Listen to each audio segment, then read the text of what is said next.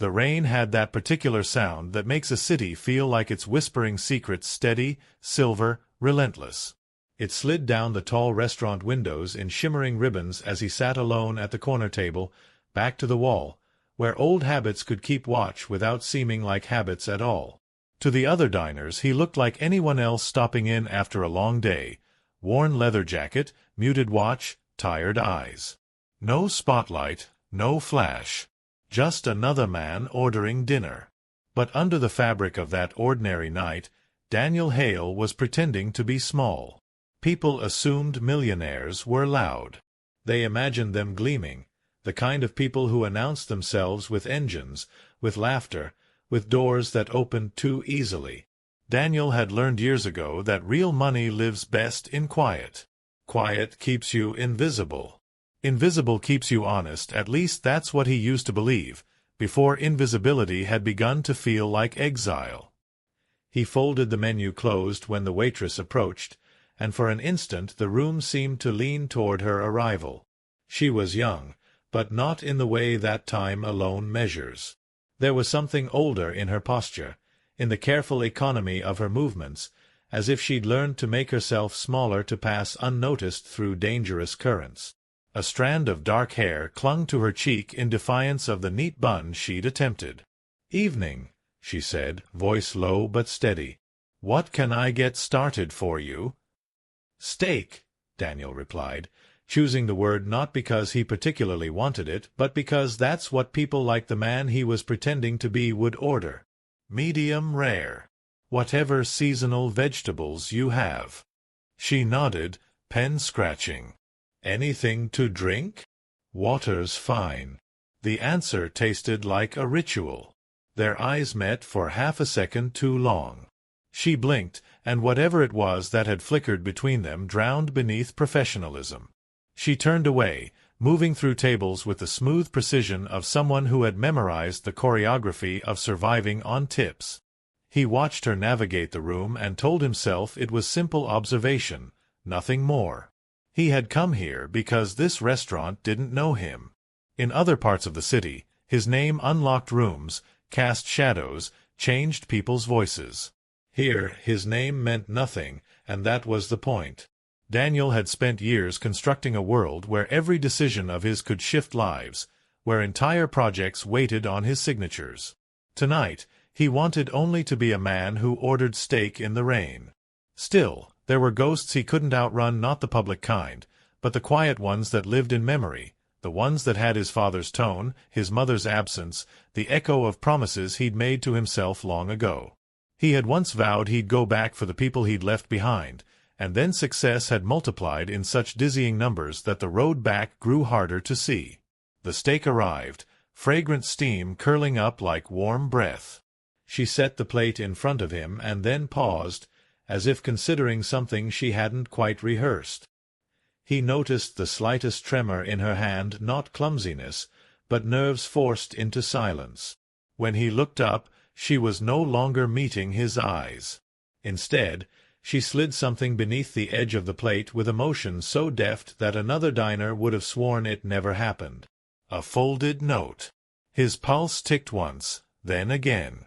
"Enjoy your meal," she said, and the words were ordinary, but her expression wasn't. It held too much restraint, a fragile composure layered over rawness. She walked away before he could answer.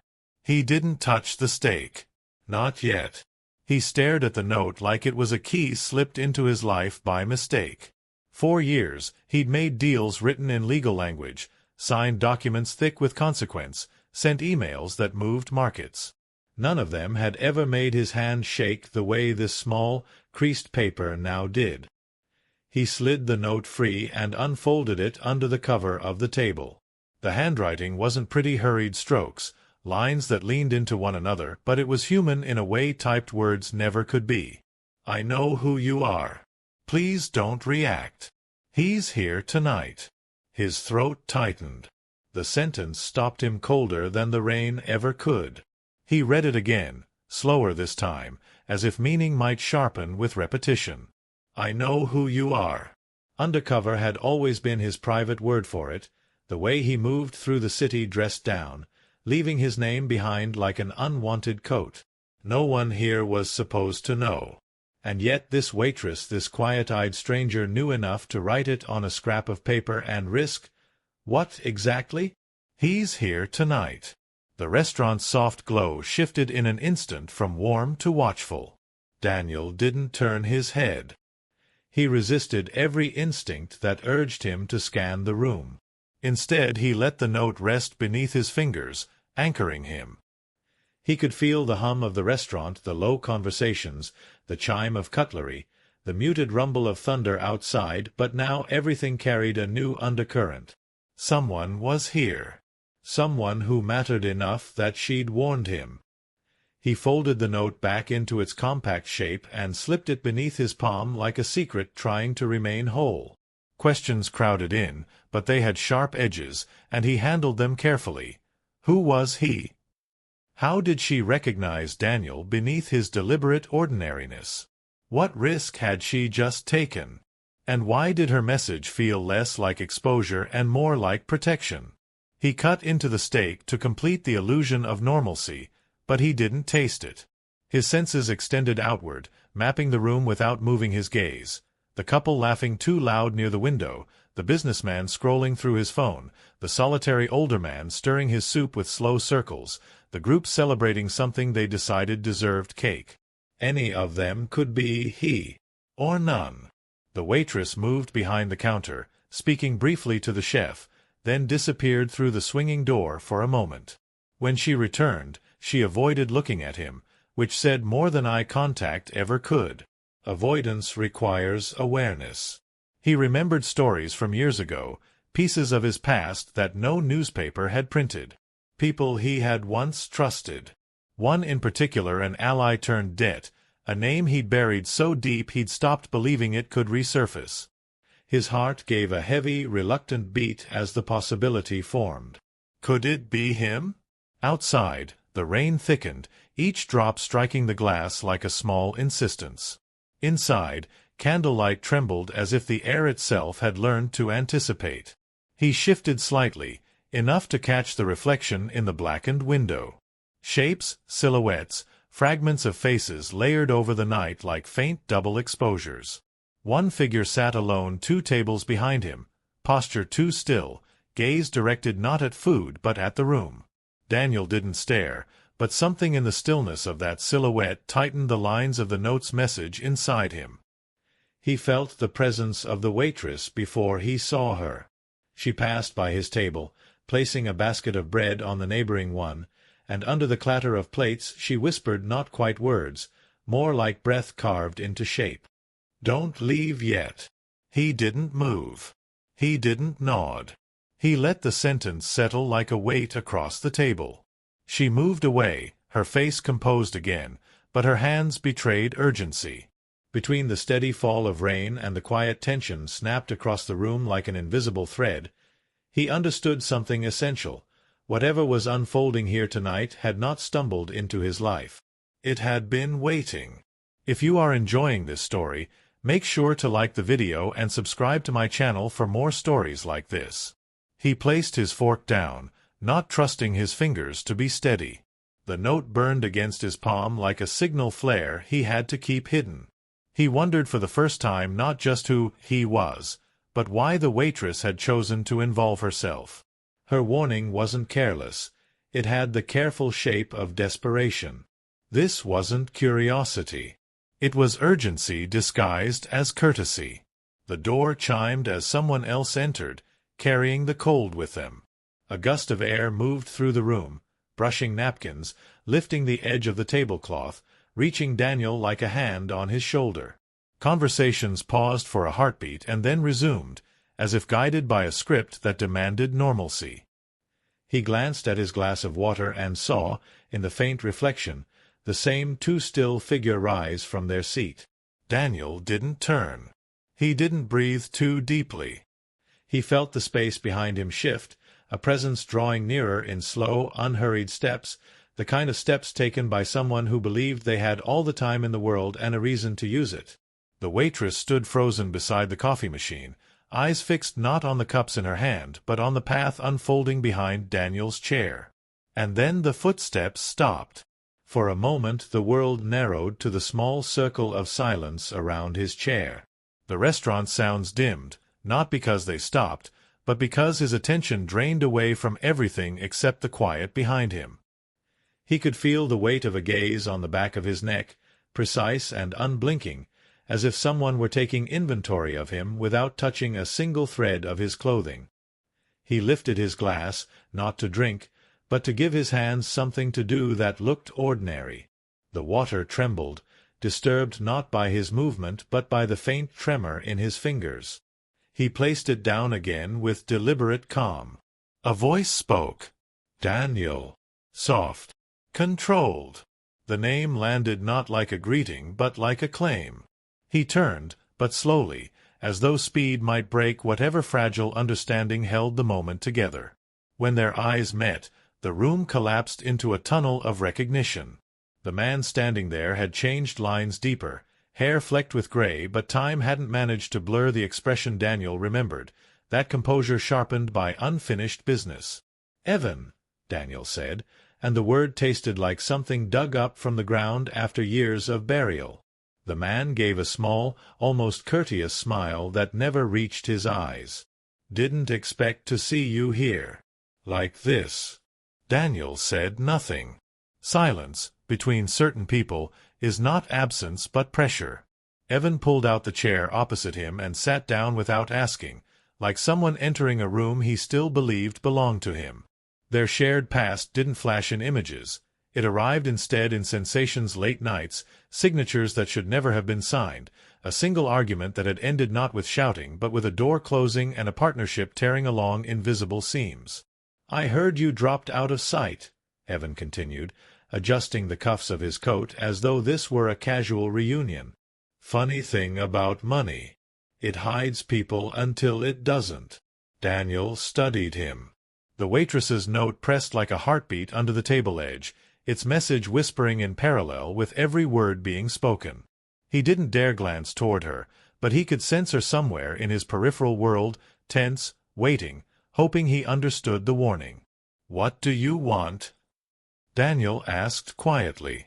Evan leaned back, surveying the restaurant with faint amusement, as if the entire setting were a stage chosen for him. "Same thing I always wanted. A conversation you've avoided for years." Daniel's jaw tightened. Avoided wasn't the word he would have chosen. Survived was closer. Evan's gaze flicked to the steak, untouched except for a single cut, then returned to Daniel. "You're still careful," he said. "Always were. Even when you pretended not to be." Daniel resisted the pull of memory, the way it wanted to drag him into old versions of himself. The past had a talent for masquerading as gravity. Behind Evan's shoulder, the waitress moved through the tables with forced composure. She didn't look at them directly, but her orbit shrank, keeping her close enough to intervene and far enough to appear occupied. She set down a plate at another table, murmured something, then straightened, fingers tightening briefly around her notepad.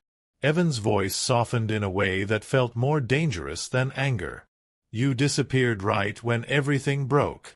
You let people think I was the one who ruined it. You let silence do the talking for you. You made choices," Daniel replied, the words kept low, contained. "You remember them." "That's the problem," Evan said. "I remember everything." A server laughed from across the room, the sound bright and out of place. Rain crawled down the glass in restless lines. The air between the two men thickened with unspoken names and unburied truths. Daniel's instincts whispered that the danger tonight wasn't abstract. It had shape, edges, and intention. The waitress hadn't warned him for nostalgia's sake. There was more here than two former partners circling old wounds. Evan leaned forward. "Someone else remembers too," he said. "Someone who doesn't owe you loyalty." "Who?" Daniel asked. Instead of answering, Evan smiled slightly, as if withholding was a pleasure. "You stepped on a lot of ground that didn't belong to you. Built things where other people had already laid foundations. It catches up." Daniel held his gaze. "Why now?" "Because you're vulnerable like this," Evan said simply. "Pretending to be no one. No security. No buffers. Just you, sitting in the open, ordering steak." His fingers brushed the edge of the table, and Daniel noticed a faint scar running across the knuckle that hadn't been there years ago. Small stories lived in scars. He wondered, fleetingly, how many of Evan's stories were about him. The waitress passed close again, and this time, as she set down a cup on the neighboring table, she let a slip of paper fall precisely near Daniel's foot. The motion was so subtle it could have been an accident. He shifted slightly, covering the small rectangle with his shoe as Evan continued speaking. "Do you ever think about that night?" Evan asked. "The last one, the one before you vanished."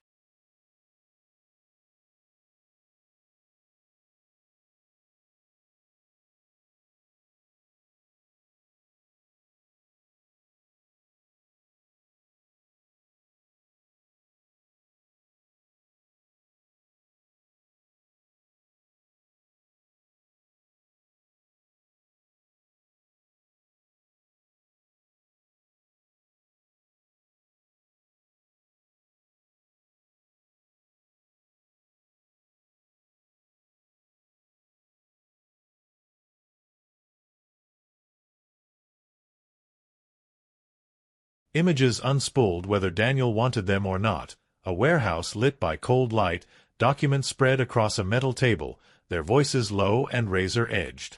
A decision that became a fracture. Footsteps leaving, each one louder than any argument. "Constantly," Daniel said. "Good," Evan replied, and for the first time, something raw edged into his voice. "Then you know this was never finished." Under the table, Daniel hooked the second note with the side of his shoe, lifting it just enough to slide it into reach. He let his hand drop casually and captured it between his fingers. He didn't open it yet. He didn't need to. He already knew its importance by the way her movements trembled with restraint. From the doorway came a shift in air, that slight current that follows someone entering with a purpose.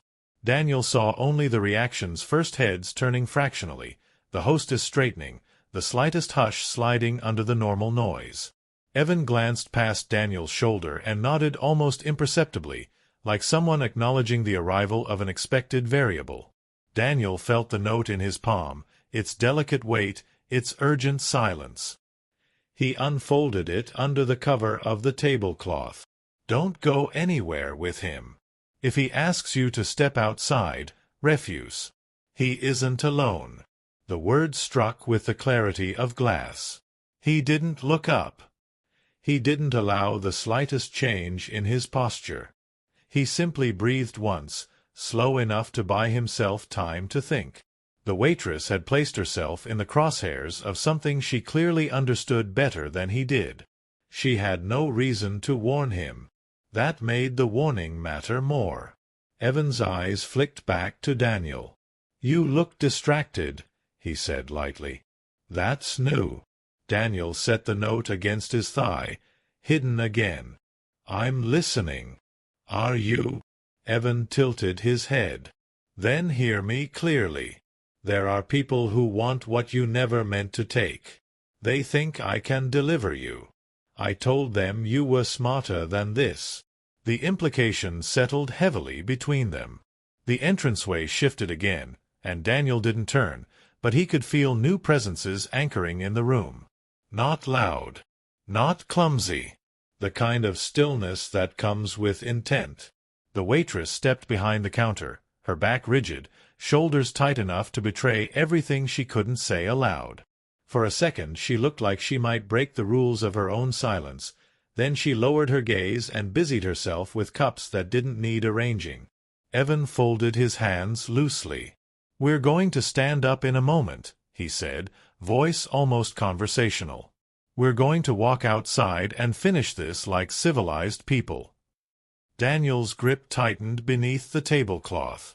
"No," he said. Evan raised an eyebrow. "No. I'm not going anywhere with you." Evan studied him, and in the faint shift of his expression Daniel recognized something that had not changed at all, the certainty of a man who always had a second move ready. He followed Daniel's glance not to the waitress, but to the front of the restaurant where two figures now stood, scanning the room with faces arranged into pleasant neutrality that didn't touch their eyes. "You don't have much choice," Evan murmured. Outside, thunder rolled, distant but gathering. Inside, the light trembled again in the thin glass of the candles, as if shadows had begun to breathe. The waitress took one step forward, too small to be noticed, too full of meaning not to be. Her hand hovered over the stack of cups as though touch alone might shatter them. Daniel saw the decision form in her eyes before she moved. It was small, almost invisible, but it carried the weight of someone stepping over a line she could never step back across. She walked toward their table with the steady, measured pace of a server delivering a refill, every step wrapped in performance. "Coffee?" she asked, the neutral word a thin veil over the tremor beneath it. Evan smiled at her, not kindly. "No, thank you." She didn't look at him. Not once. Her gaze remained on Daniel as if the rest of the room had fallen away. It lasted only a heartbeat, but in that brief contact a message passed with the clarity of speech. "Don't comply." Daniel nodded, barely perceptible, as if agreeing to a refill he hadn't been offered. She exhaled a breath so quiet it barely disturbed the surface of silence, then turned away, walking back toward the counter with her shoulders squared like armor.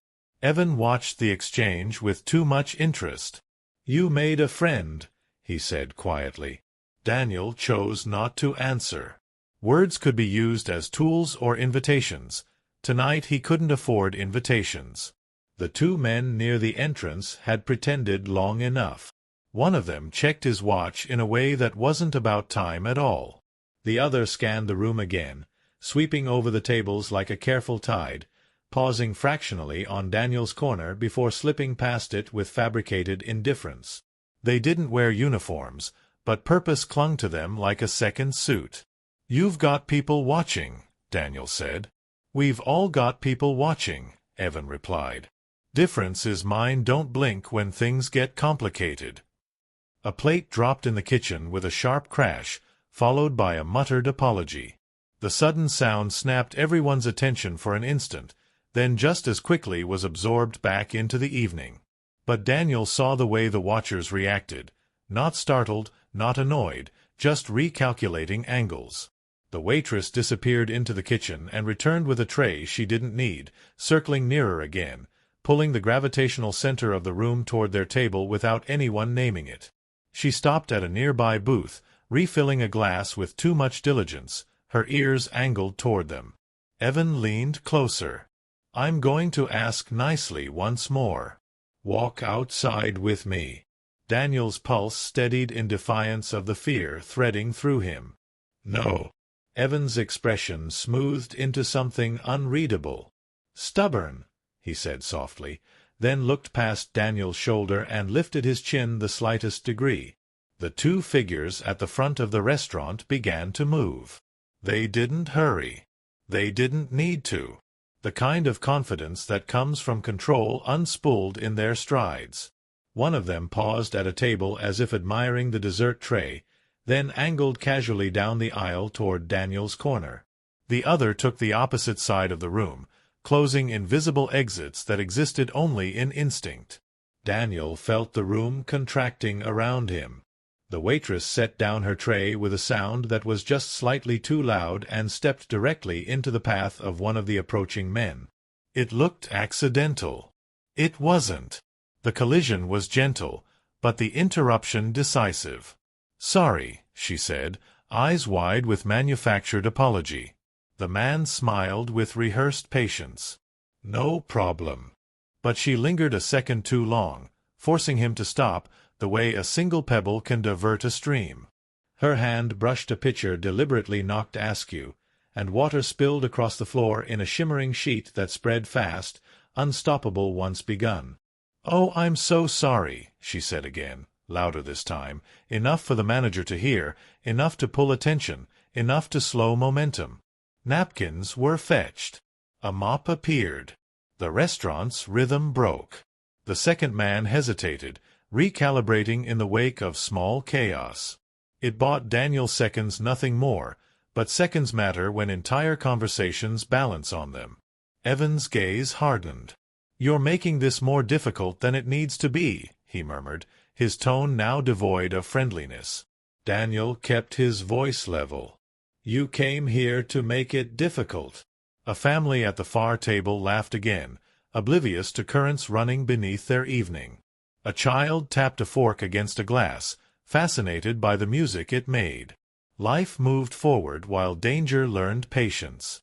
The waitress knelt to wipe the water, her back turned to them, but every line of her posture strained toward their table. She wasn't simply stalling. She was shielding. From what, Daniel still didn't fully know, but the certainty of her fear settled in his bones. Evan sighed, as though weary of performance. "They're not here to hurt you," he said. "They're here to escort you. Some conversations shouldn't happen in public." "Then have it here," Daniel replied. The corner of Evan's mouth twitched. "You'd prefer witnesses?" "I'd prefer light." The man who had been stalled by the spill stepped carefully around the wet floor now. Solution found, movement resumed. The second one drifted closer from the other side, steps deliberate, eyes fixed not on Daniel but on the blank space of air beside him, the way professionals avoid telegraphing intent. The waitress rose suddenly, napkins dripping in her hands. She turned and met Daniel's gaze again, this time without disguise. Something in her face broke through the glassy calm she had held until now. Not panic, resolve born from it. She walked directly to his table. "Sir," she said clearly, loud enough for nearby diners to hear, "there's been a problem with your payment method.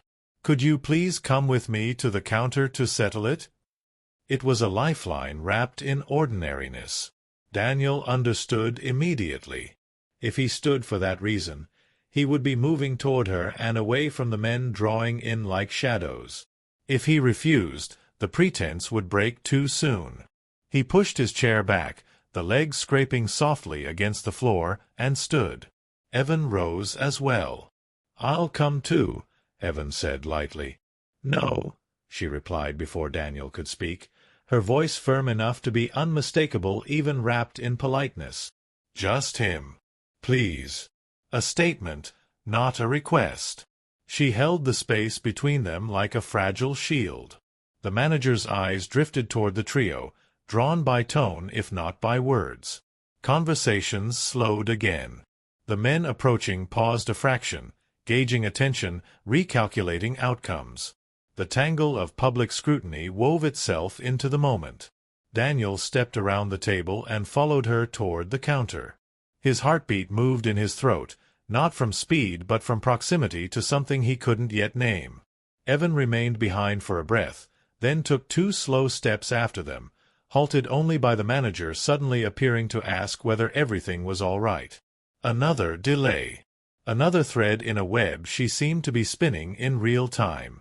Behind the counter, she leaned in as though explaining a receipt. Her lips barely moved. "Don't leave with them," she breathed.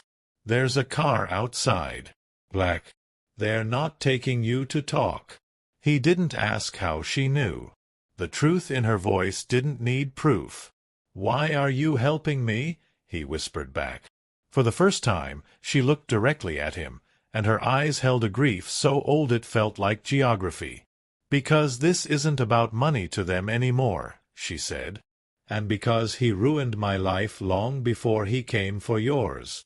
The words struck deeper than the notes had. He felt the world rearrange itself in an instant, new lines connecting where previously there had been none. Evan. A past too big for chance. Evan's voice carried across the short distance, light and dangerous. "Everything okay?" The waitress straightened and smiled, masking everything again. "We're all set," she said brightly. Then, quieter, to Daniel alone, "Stay inside."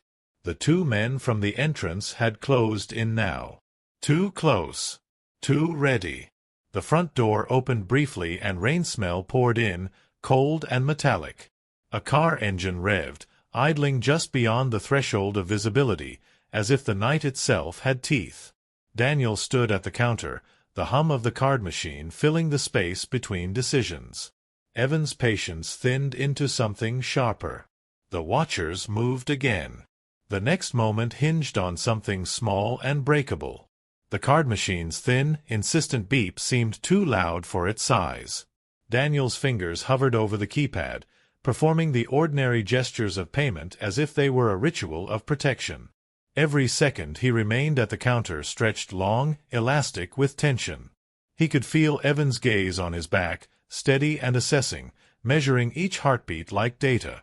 The two men from the entrance had taken up positions that looked casual only from a distance. One examined the chalkboard menu on the wall, pretending to debate desserts. The other checked his phone with choreographed boredom. Neither of them watched Daniel directly, which told him everything. The danger didn't need to look at him to know where he was. The waitress stood inches away, her calm outward expression held together by threads of sheer will. Up close, Daniel noticed details he had missed before. The faint bruise at the edge of her wrist, the tiredness that didn't belong to a single day but to years layered onto one another. Her voice, when it came, barely disturbed the air. "If they try to move you, hold on to something and make noise," she murmured.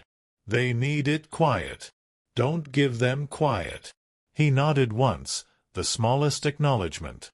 The idea of making noise felt almost surreal, like introducing fire into a room made entirely of glass. But he believed her. She talked like someone who had seen the script played out before and learned where it broke. Evan stepped closer now, the soles of his shoes whispering against the floor.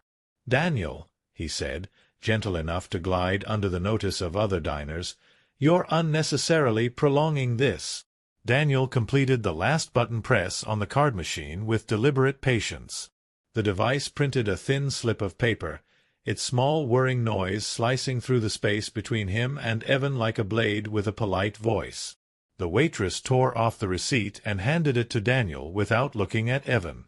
"You're all set," she said aloud, then added in a whisper meant only for him, "Stay near people." A gust of cold air swept into the restaurant as the door opened again. Rain-slick footsteps crossed the threshold, and two more figures entered, shaking umbrellas, laughing at the downpour. Ordinary customers, yet their presence shifted the stage again, adding extra eyes, extra witnesses, extra variables. Evan's tone cooled by degrees. "Let's not turn this into a spectacle," he said. "It isn't your style." "You're right," Daniel replied quietly. "It isn't."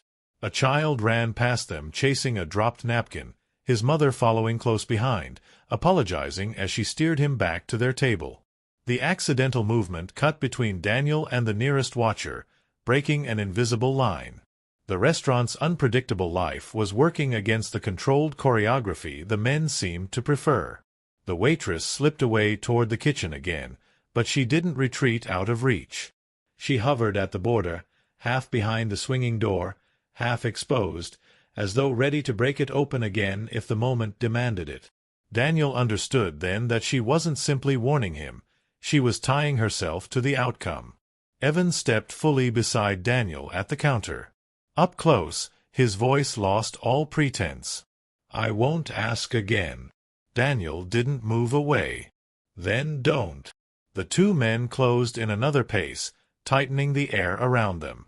Their hands stayed visible, open, relaxed, but their attention sharpened like drawn wires. Rain hammered harder against the windows, each streak of water making the outside world blur and the inside world intensify. The manager approached, sensing an uneasy knot forming. "Is everything all right here?" he asked, eyes flicking between the three men, lingering with polite concern on Daniel. "Yes," Evan said smoothly. "No," Daniel said at the same moment.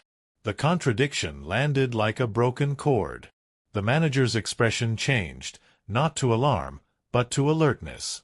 He shifted subtly, positioning himself at a slight angle that blocked the clearest path to the door. Evan's jaw tightened. "You're causing a misunderstanding." Daniel met the manager's gaze. "I'm fine here," he said simply, but the simplicity held weight. "I'm staying."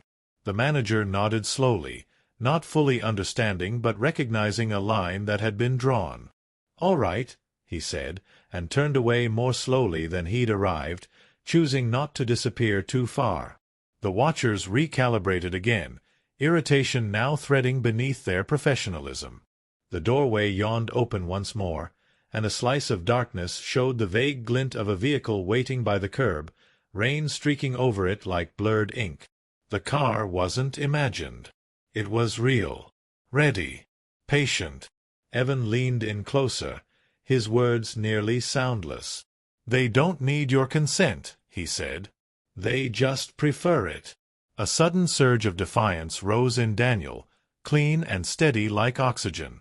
He felt the floor solid beneath his feet, the counter firm under his palm, the warmth of other people's presence around him. He had spent years constructing walls of power. Now he understood the strength of something simpler visibility. The waitress returned again, this time without any pretense at service. Her hands were empty. Her voice was not.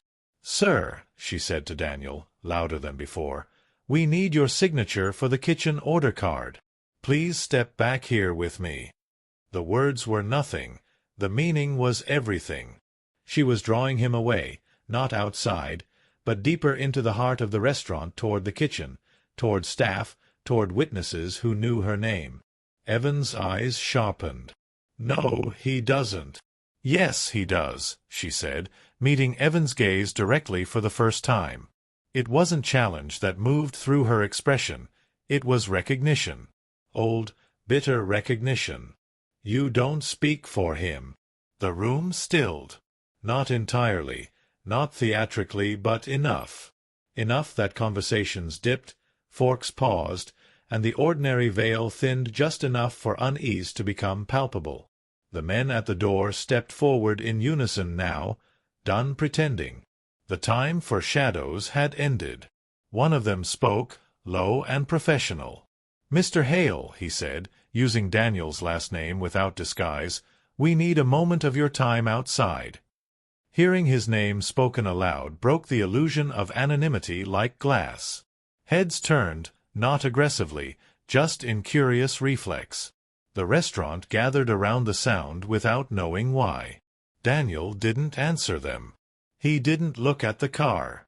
He looked only at the waitress. Her eyes told him that whatever waited outside wasn't a conversation, and whatever waited inside was a fight she had already chosen to join. "I'm not going anywhere," Daniel said, his voice calm and final in a way he hadn't expected. The man nearest to him reached out, not grabbing, just touching his sleeve, as though that thin thread of contact could pull him into compliance. Daniel stepped back instantly, bumping into the counter, knocking a stack of menus slightly askew.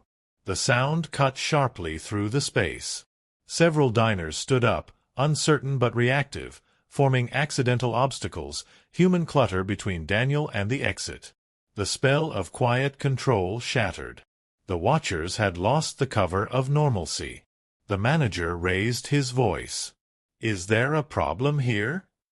Evan closed his eyes for a second, as if recalibrating his approach, then opened them with something colder behind them than anything he'd shown so far. "You're making this harder than it needs to be," he repeated, though now it sounded less like frustration and more like promise. The watchers exchanged a glance. A decision passed between them. The kitchen door swung open with a loud thud as a cook came through carrying a heavy tray. The waitress grabbed the edge of the door and held it wide not for the cook, but for Daniel. "Back here," she said under her breath. "Now." He didn't hesitate. He ducked through the doorway, the heat and noise of the kitchen hitting him like a wave. Stainless steel counters, sizzling pans, the bark of orders shouted above the din, all of it wrapped around him in a chaotic shield. The waitress slipped through after him, letting the door flap closed like a curtain cutting off a scene. But in the sliver of space before it shut completely, Daniel saw Evan rise from the counter, his expression stripped bare of pretense at last. The door slammed, and the kitchen swallowed them. He stared at the faint glow of the city through the rain-streaked window, unable to silence the echo of her last sentence. It didn't matter how many times he replayed it in his head. The words carried the same tremor of fear, the same fragile courage, as when she'd spoken them aloud. The room felt too small suddenly, like the walls themselves had leaned in to listen, and he had the uncanny sensation that every choice he made next would ripple into lives he was only beginning to understand.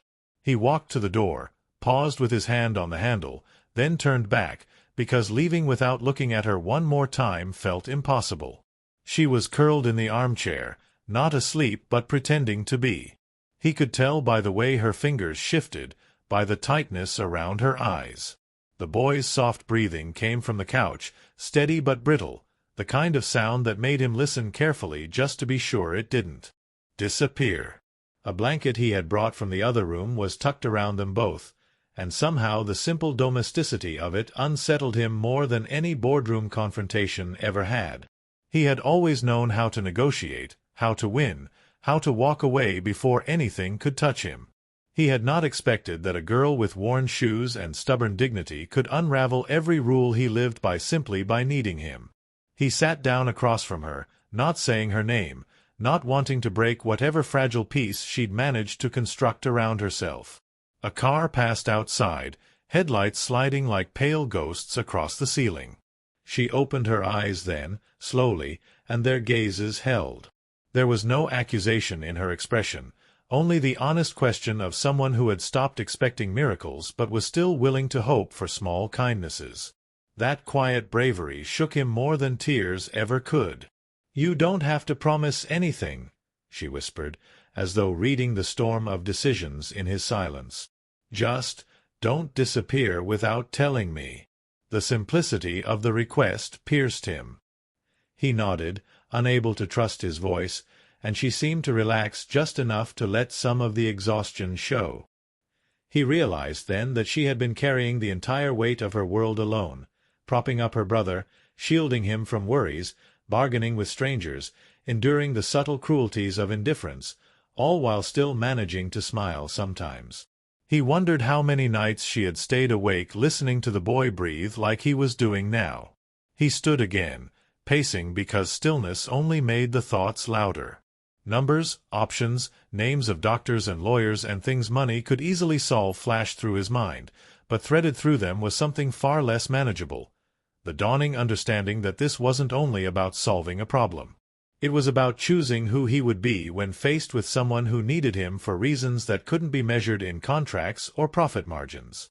His phone buzzed on the table. He ignored it the first time, then the second, until the vibration threatened to wake the boy. He snatched it up, saw the familiar name, and hesitated. The world he came from, meetings, deadlines, masked emotions waited on the other end, impatient and impersonal. He stepped into the hallway before answering, voice low, controlled, automatic. But as the conversation went on, he realized he was no longer responding automatically. He was pushing back, altering plans, rerouting priorities with a firmness that surprised even him. When he returned to the room, he was different in ways too subtle to name yet unmistakable.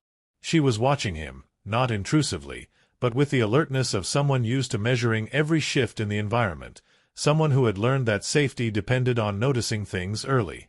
He sat again, this time closer, feeling the gravity of the moment pull them into a quieter honesty. He wanted to say a dozen things, apologies for what she had endured, assurances that he would fix everything, confessions about the way she had unsettled his carefully protected life, but all of them felt too heavy, too final, too much like endings, and he wasn't ready for endings of any kind. Instead, he asked about her brother. She talked in low tones, describing hospital corridors with the precision of someone who had memorized their every angle, recounting diagnoses given without warmth, describing how hope had shrunk and grown again unpredictably like the tide. As she spoke, something in her voice changed, not breaking but softening around the edges, because for once she didn't have to be entirely strong. He listened without interruption, discovering that listening could feel like action. The boy stirred, and she immediately leaned forward, hand on his shoulder, reflexive and tender. The small gesture carried such depth of love that he felt his throat tighten. It struck him that he had spent years surrounded by people who admired him, feared him, depended on his decisions, yet he had rarely witnessed care as unguarded as this. It was messy, uncalculated, absolutely sincere. He walked to the window, pulled the curtain aside, and let the cool light spill into the room. Dawn was a pale suggestion on the horizon, not quite morning, not quite night, a threshold between two states. It mirrored exactly how everything felt inside him, unfinished, suspended, preparing to turn into something he couldn't fully predict. The city hummed faintly below, unaware that in this single quiet room the architecture of his life was shifting without fanfare. She joined him at the window, standing just far enough away that the space between them buzzed with unspoken questions. He could sense that she was waiting, not demanding, just waiting to see the direction of his next step. He realized with sharp clarity that he had always equated power with control, but in this moment power felt like responsibility, like the ability to change the trajectory of two fragile lives with a single decision and to be changed by that decision in return. His reflection in the glass looked unfamiliar, less composed, more human. He wondered what the version of himself from a year ago would have thought of this scene, of the girl with tired eyes, the sleeping boy, the unmade promises lingering in the air. That past self would have turned away, perhaps with polite assistance and immaculate distance. But the person standing here now found he could not imagine walking out and closing the door as though this had been a temporary detour instead of a crossroads. She broke the silence with a question so gentle it barely disturbed the air, about whether the rain would stop soon. He answered without looking away from the horizon, and the ordinary nature of the exchange made something inside his chest ache. They talked then, about small things, at first the weather, the clatter of the streetcars, the sound of the elevator cables in the building, until the conversation circled slowly back to the deeper currents beneath. She admitted, in halting words, how afraid she was not of struggle itself, but of sudden changes, of being left without warning just when she had allowed herself to rely on someone again. He didn't interrupt, didn't rush to soothe, because he sensed that the speaking itself mattered more than any response. The boy shifted again, and a thin beam of morning light touched his face, making him look impossibly young. The sight rooted the billionaire to the spot. Possibilities flared in his mind, not just plans or logistics, but images of breakfasts, of laughter, of arguments, of ordinary days strung together into something like a life. It frightened him and steadied him at the same time. Footsteps sounded faintly in the hallway outside, distant and nothing to do with them, yet they both turned instinctively, as though expecting the world to barge in at any moment and demand explanations. It didn't. The quiet returned, deeper now, filled with choices not yet spoken aloud. He drew a breath, feeling the words gather, not as a grand declaration, but as the first irreversible shift in direction, and the air between them seemed to hold itself still, waiting for what he would say next as the light continued to slowly climb the walls. The words finally came to him not as a rehearsed speech, but as something that rose from the very place he had spent years ignoring. He turned from the window to face her fully, and the look in his eyes made her straighten, as if she sensed that the ground beneath both of them was about to change shape. He crossed the room slowly, not wanting the moment to feel rushed, and stopped just close enough that she could see the certainty replacing the turmoil that had lived there before. "I'm not going anywhere," he said, his voice low, steady, and utterly sincere. It wasn't a dramatic promise. It was a vow shaped by everything they had already lived through together. The words landed in the room with a weight that was almost audible. She didn't speak at first. She simply looked at him, and in the span of a few heartbeats he saw disbelief, fear, hope, and then something like relief flicker across her face. Her hand tightened around the blanket as though she were anchoring herself to reality. He knelt beside the boy, brushing a stray lock of hair from the child's forehead with a gentleness he never knew he possessed. The boy stirred, blinked sleepily, and for a moment simply watched him with wide, unguarded eyes. There was no calculation there, no interest in his wealth or reputation, only the innocent expectation that adults would either stay or vanish. And in that tiny gaze, he understood the true meaning of responsibility. He wasn't just making a decision about money or treatment or addresses. He was choosing to be part of their story instead of passing through it. Everything after that began to move with the quiet inevitability of a tide turning. Calls were made, not with the clipped efficiency of business, but with urgency powered by care. Doors that had always opened for him now opened wider, not for his sake but for the boys'. The best doctors agreed to see them not next month but today. Cars arrived, but this time he didn't sit apart. He sat beside them, one hand resting on the boy's shoulder, the other near hers, a silent reassurance that he meant every word he had spoken.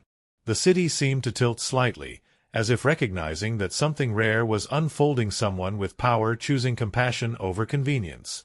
In the hospital's bright corridors, she walked with her head high, no longer the invisible girl hoping someone would notice, but a sister backed by a strength she had never dared imagine standing beside her.